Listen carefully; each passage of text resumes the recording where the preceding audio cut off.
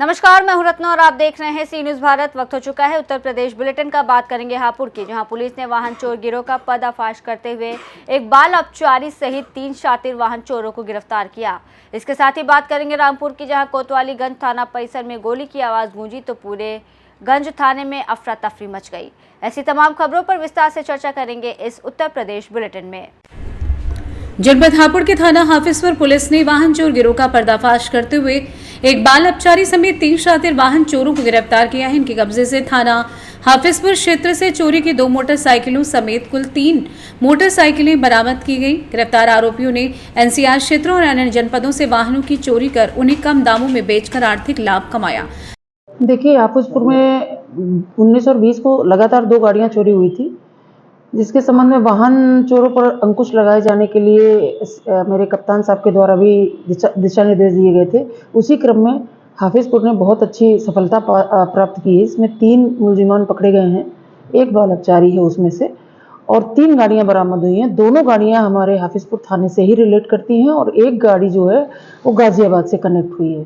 ये 3 गाड़ी बरामद की गई हैं और 3 अभियुक्त गिरफ्तार हैं। ये वाहन चोरी के कहाँ बेचते थे? ये अभी नए हैं, इनके अभी आपराधिक इतिहास के बारे में पता किया जा रहा है। ये औने पौने दाम में जो लोग नीडी होते थे चोरी करके उनको देते थे गाड़ी, उसका भी रोल है। गाड़ी चोरी करने में रोल है। चूंकि वो बाल अपचारी है इसलिए उसको अलग से सादे कपड़े में किशोर न्यायालय में भेजा जा रहा है। हापुड़ से सी न्यूज संवाददाता सचिन सागर की रिपोर्ट। रामपुर के कोतवालीगंज थाना परिसर में गोली की आवाज सुनकर हड़कंप मच गया। पुलिसकर्मियों ने घटनास्थल पर हेड कांस्टेबल मोहम्मद उमर को खून से लथपथ पाया, जिनकी मौत हो चुकी थी। उमर कोतवालीगंज में तैनात थे और 2011 बैच के पुलिसकर्मी थे। ये घटना 5 मार्च और 23 मार्च के बाद पुलिसकर्मियों की तीसरी मौत है। परिजनों का रो रो कर बुरा हाल। पुलिस अधिकारियों ने आत्महत्या की आशंका जताई है, जबकि जांच जारी है। अपर पुलिस अधीक्षक अतुल कुमार श्रीवास्तव ने मामले की विस्तृत जांच के लिए फॉरेंसिक टीम को बुलाया और कहा कि सभी एविडेंस इकट्ठे किए जा रहे हैं। गंज पर नियुक्त हेड कांस्टेबल मोहम्मद उमर ने थोड़ी देर पहले थाना परिसर में ही अपने आवास में गोली मार करके आत्महत्या कर ली। घटना के कारणों की विस्तृत जांच की जा रही है। फॉरेंसिक टीम हमारी यहाँ पर मौजूद है। सभी एविडेंसेस इकट्ठे किए जा रहे हैं, विस्तृत जांच की जा रही है। सारे वरिष्ठ अधिकारी यहाँ मौके पर मौजूद हैं। विस्तृत जांच में जो भी तथ्य प्रकाश में आएंगे उनके आधार पर अग्रिम कार्रवाई की जाएगी। रामपुर से सी न्यूज संवाददाता साजिद खान की रिपोर्ट। इगलास के सामुदायिक स्वास्थ्य केंद्र के अधीक्षक डॉक्टर स्कंद राजा की सफलता और अस्पताल की कायाकल्प पर कुछ लोगों द्वारा अनावश्यक टीका टिप्पणी की जा रही है। 15 अप्रैल को बेसवा की प्रसूता के पति ने एक महिला चिकित्सक पर 3000 रुपए मांगने का आरोप लगाया, लेकिन अगले ही दिन आरोप वापस ले लिए गए। 21 अप्रैल को खिरसौली निवासी एक अन्य प्रसूता ने आरोप लगाया कि उसे शराब पिलाकर डॉक्टर ने 2000 रुपए लिए। हालांकि इस घटना से पहले और बाद में अस्पताल के इलाज की गुणवत्ता में कोई शिकायत नहीं आई। गांव सिरसौली के भूरी सिंह बघेल ने बताया कि अस्पताल में मरीजों को बेहतर इलाज मिल रहा है और पहले की तरह बाहरी दवाओं की लिखाई नहीं होती। इससे कुछ मेडिकल स्टोर वाले नाराज हैं और उनका प्रयास है डॉक्टर स्कंद राजा की छवि को धूमिल करना। हालांकि ये देखा गया कि कुछ लोग अपने व्यक्तिगत नफरत या स्वार्थ के कारण झूठ का सहारा लेते हैं, लेकिन सत्य की हमेशा विजयी होती है। कि स्वास्थ्य जो केंद्र है इगलास, प्राथमिक स्वास्थ्य केंद्र इगलास सरकारी हॉस्पिटल, उसके जो डॉक्टर हैं बड़े, वो बहुत अच्छे बढ़िया डॉक्टर हैं। क्योंकि पहले हम जाते थे तो हमको दवा पूरी तरह से नहीं मिलती थी, और अब हम जब जाते हैं तो हमारे दवा भी मिलती है, बाहर से कोई दवा नहीं लिखी जाती। और हम टेस्ट भी कराना चाहते हैं या अच्छा मैंने कराया भी था तो मुझे तुरंत रिपोर्ट वहीं से मिली। कुछ लोग इनको कह रहे हैं हॉस्पिटल में पैसे लिए जाते हैं। देखो जी, मुझसे तो कभी एक नया पैसा लिया नहीं, और न कोई मैंने ऐसी जिक्र आज तक सुनी है कि सरकारी हॉस्पिटल में कहीं भी पर्चा के अलावा कोई दवा पैसा लिया जाता हो। मेडिकल वालों को क्या परेशानी है? मेडिकल वालों को तो ये परेशानी है कि हम मेडिकल जाते नहीं, क्योंकि हमें सारी दवा वहीं से मिलती है, तो मेडिकल वालों की बिक्री नहीं हो पाती, तो वो तो परेशान इसलिए होंगे। आपका शुभ नाम क्या है? मधु। पति का नाम? हरी सिंह। ये गांव कौन सा आपका? खिरसौली। तो आपके प्रसव हुआ था, कब हुआ था?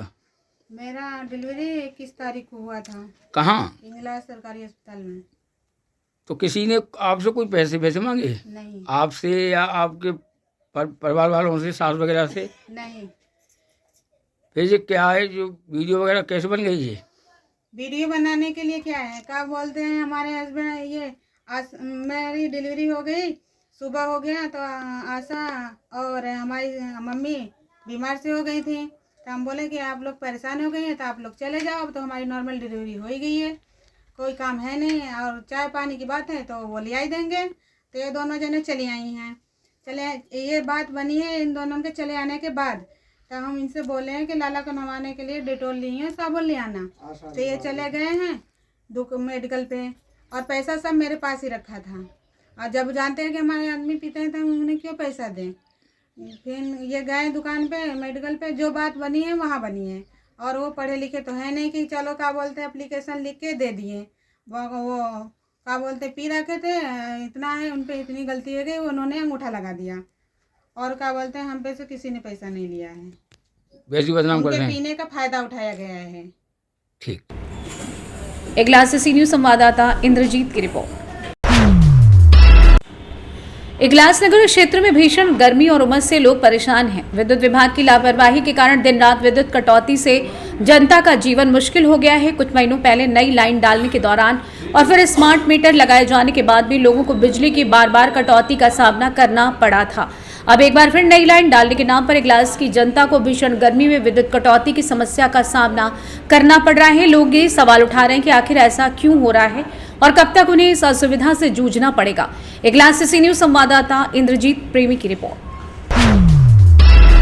एटा के जलेसर में जम्मू कश्मीर के पहलगाम में 27 हिंदू पर्यटकों की हत्या और 18 पर्यटकों के घायल होने के विरोध में भारतीय जनता युवा मोर्चा के पूर्व जिला अध्यक्ष सत्येंद्र सिंह की अगुवाई में सौली रोड तोप चौराहे पर पाकिस्तानी प्रधानमंत्री का पुतला दहन किया गया और नारेबाजी की गई।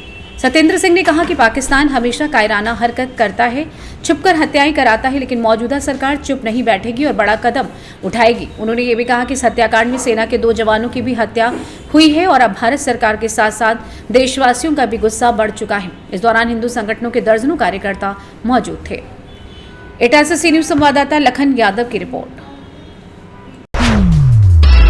मिर्जापुर के अरौरा में भारतीय जनता पार्टी प्रबुद्ध प्रकोष्ठ मड़िहान इकाई द्वारा गुरुवार को जय हिंद विद्या मंदिर इंटर कॉलेज में प्रबुद्ध समागम का आयोजन किया गया। कार्यक्रम में मुख्य अतिथि मड़िहान विधायक रमाशंकर सिंह पटेल ने वन नेशन वन इलेक्शन के महत्व पर बात की और कहा कि 1967 तक लोकसभा और विधानसभा चुनाव एक साथ होते थे, लेकिन कांग्रेस सरकार ने राष्ट्रपति शासन लगाकर इस क्रम को तोड़ा, जिससे देश को आर्थिक नुकसान हुआ और विकास की गति प्रभावित हुई।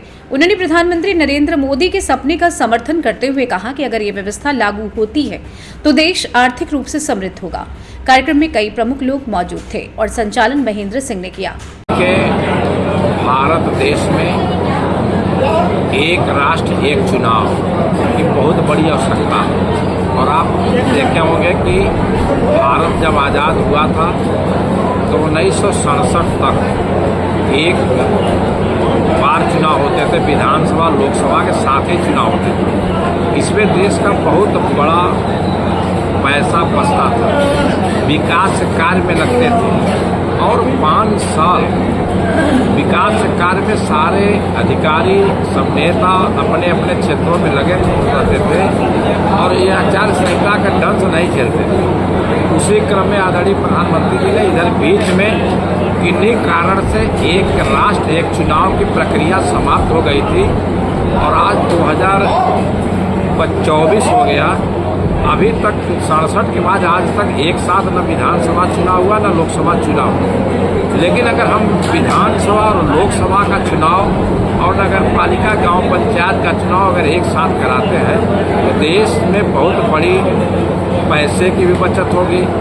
जो हमारे कर्मचारी ड्यूटी करते हैं, वोटर लिस्ट सुधारते हैं या महीनों महीनों ड्यूटी करते हैं, ऐसे अधिकारी विकास कार्य में लगेंगे। मिर्जापुर से सी न्यूज संवाददाता अनिल केशरी की रिपोर्ट। फिलहाल इस बुलेटिन में बस इतना ही। देश और दुनिया की तमाम बड़ी खबरों के लिए देखते रहिए सी न्यूज भारत।